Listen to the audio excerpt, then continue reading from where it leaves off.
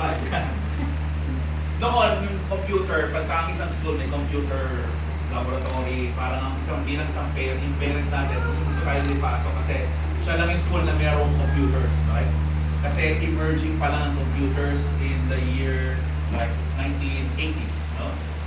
Ganon ang stage ng 3D printing at the moment.